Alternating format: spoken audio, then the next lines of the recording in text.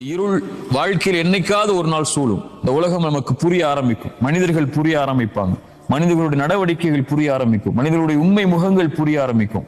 மனிதன் பின்னாடி எப்படி நடந்துப்பான், முன்னாடி எப்படி நடந்துப்பான், அவனுடைய வார்த்தைகள் எப்படி இருக்கும், முன்னாடி பின்னாடி எப்படி இருக்கும், உங்களுக்கு நலவு விரும்புவானா இல்லையா, உங்க கண்ணியத்தை மனிதர்கள் பாதுகாப்பார்களா இல்லையா, இப்படி எல்லாமே உங்களுக்கு ஒரு நாள் புரிய வரும். இப்ப எல்லாமே கைவிடப்பட்டுட்டோங்கிற நிலைமைக்கு நீங்க யோசிக்க ஆரம்பிப்பீங்க. இப்படித்தான் இந்த வாழ்க்கை இருக்குமா, எதுக்கு இந்த வாழ்க்கை, எதுக்கு இந்த மனிதர்களுக்காக, இந்த மனிதர்களோட நான் வாழணுங்கிற ஒரு எண்ணம் கூட உங்களுக்கு ஏற்படும்.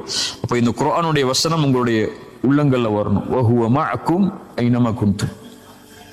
எங்க நீங்க இருந்தாலும், எந்த சூழ்நிலையில இருந்தாலும், எந்த மனிதர்கள் உங்களை கைவிட்டாலும், இந்த உலகமே உங்களை அங்கீகரிக்கவில்லை என்றாலும், அல்லாஹ் உங்களோடு தான்,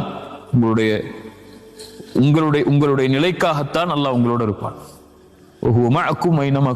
எங்க இருந்தாலும், எந்த சூழ்நிலையில் இருந்தாலும் அல்லாஹ் வந்துரு யா அல்லான்னு கேட்டா போதும்.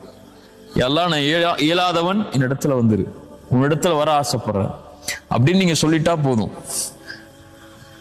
என்னை தனிமையில் நினைவு கூர்ந்தால் அவர்களை நானும் தனிமையில் நினைவு கூறுகிறேன். அவ்வளவுதான். ரப்பே நான் உன்னை அழைக்கிறையா அல்லா, உன்னிடத்துல வர்றையா அல்லான்னு சொல்லிட்டா போதும்.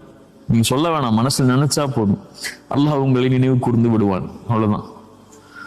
நீங்கள் ஒரு கூட்டத்தில் நினைவு கூர்ந்தால், நீங்கள் உங்களை விட கண்ணியமான ஒரு கூட்டத்தில் அல்லாஹ் உங்களை நினைவு கூறுவான். நீங்கள் நடந்து வந்தால் அல்லாஹ் விரைவாக உங்களை நோக்கி வருவான். அவ்வளவுதான். அல்லாஹ் நம்மளை அங்கீகரிச்சா போதும். இந்த உலகத்துல யாருடைய அங்கீகாரமும் நிரந்தரம் அல்ல.